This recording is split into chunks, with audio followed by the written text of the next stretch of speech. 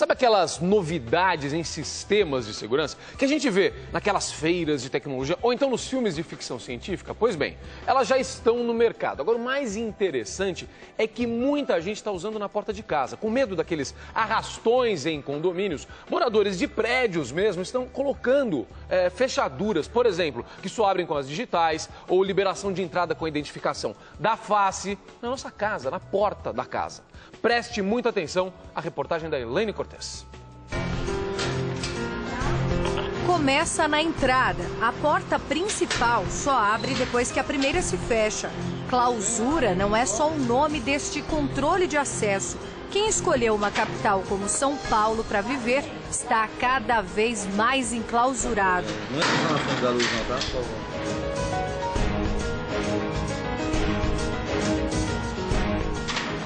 Grades, cerca elétrica, câmeras por todos os lados e monitoramento constante.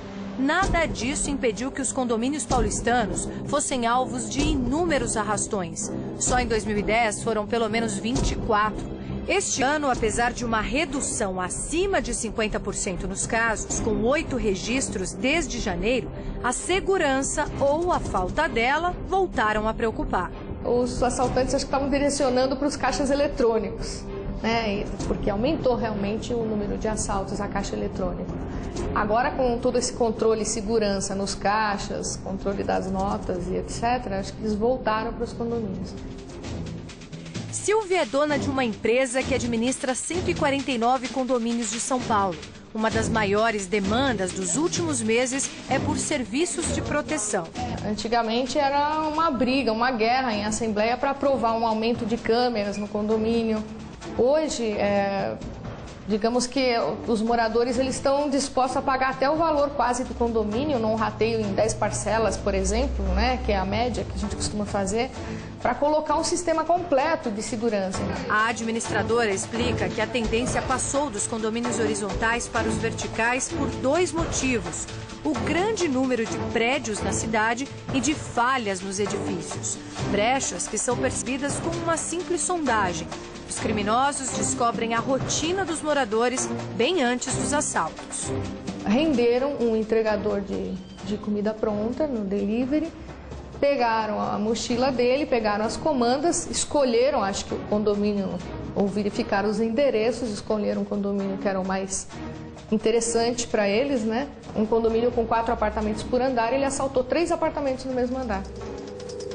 Um condomínio está sujeito às regras que um grupo grande de pessoas estabelece e nem sempre a maioria tem as mesmas prioridades. Isso explica por que o investimento individual em segurança está aumentando.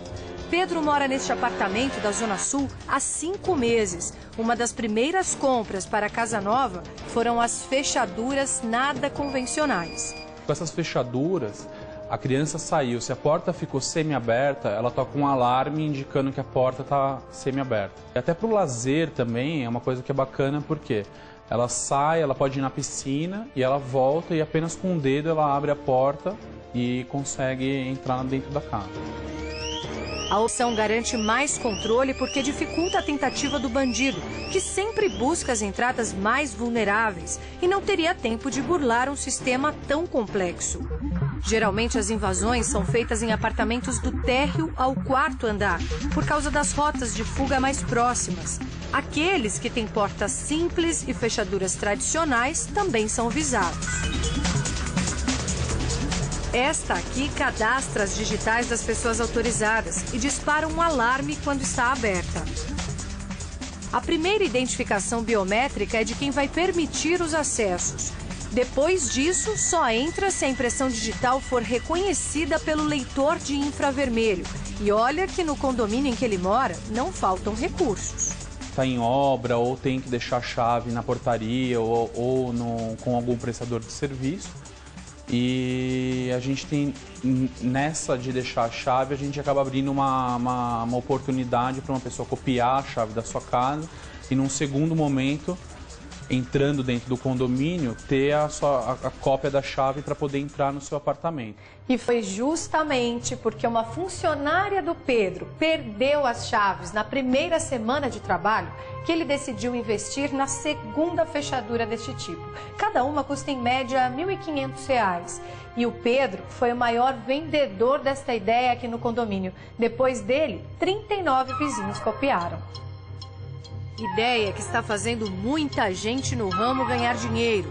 O setor de segurança eletrônica tem um crescimento médio de 13% ao ano e só em 2010 movimentou mais de 2,5 bilhões de reais. Este consultor na área teve um aumento de 100% nos pedidos nos últimos 2 anos. De lá para cá, os preços dos equipamentos caíram pela metade e as residências já respondem por mais de 60% das instalações. Entre os aparelhos mais pedidos está o que reconhece placas e outros detalhes dos veículos cadastrados. Encostou no portão, basta um clique no controle que de dentro da guarita o porteiro faz a leitura. Se os dados baterem, o carro passa. A identificação sonora e visual tem um complemento, o reconhecimento facial. Quem está dirigindo também precisa ter um rosto conhecido. E com tanto entra e sai, não dá para confiar na memória e na rotatividade dos prestadores de serviço, que na maioria dos condomínios vem de empresas terceirizadas. O que ele faz é um reconhecimento de face, através de imagens pré-gravadas, que você, o dono do equipamento, no caso o gestor da área, vai previamente cadastrar os rostos de cada um desses usuários que vai estar entrando, e à medida que você se aproximar, você vai olhar para as câmeras, o sistema vai fazer uma imagem do seu rosto e comparar com a imagem gravada. Se elas coincidirem, você está autorizado a entrar através de aviso sonoro e visual. Se a imagem não coincidir, você está descartado da entrada. Para pedestres, também dá certo. Quem chega a pé pode usar um chaveiro ou um crachá. Mas se um deles for roubado, ninguém consegue entrar se o morador não estiver presente. A partir do momento que o dispositivo é utilizado, essa imagem vai aparecer no computador. Então o porteiro vai olhar no computador e vai ver que realmente é a pessoa, ele pode liberar. Se forem pessoas diferentes, ele realmente pode bloquear. Olha só, para que esse aparelho faça a leitura, eu preciso manter uma distância de 50 a 80 centímetros. Eu não estou cadastrado. Vamos ver se vai funcionar.